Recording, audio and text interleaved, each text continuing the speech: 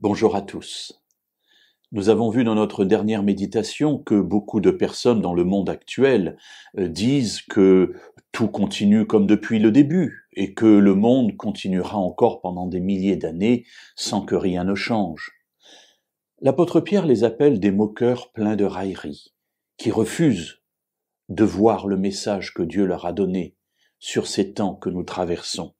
Voyons ce qu'il ajoute à ce qui a été dit dans notre dernière réflexion, dans la deuxième lettre de Pierre, au chapitre 3, et cette fois-ci au verset 5 à 7. En effet, ils oublient volontairement qu'il y eut autrefois des cieux et une terre qui, du milieu de l'eau et formée par l'eau, surgit à la parole de Dieu, et que par les mêmes causes le monde d'alors périt submergé par l'eau. Mais par la même parole, les cieux et la terre actuels sont réservés, gardés pour le feu, en vue du jour du jugement et de la perdition des impies. Ils oublient volontairement. C'est déjà quelque chose d'intéressant à souligner.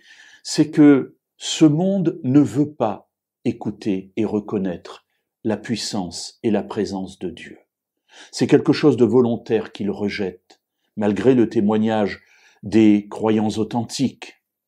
Bien sûr, il y a aussi quelques loufoques dans les croyants. Mais il y a des croyants authentiques qui témoignent de la présence de Dieu.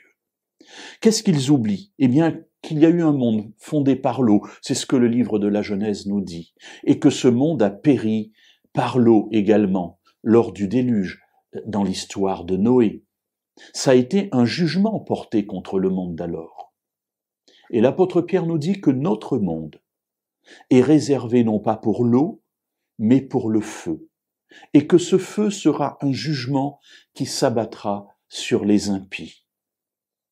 Alors, mes amis, ne soyons pas parmi les railleurs, parmi les moqueurs, parmi ceux qui doutent, ceux qui remettent en cause ce que Dieu a dit.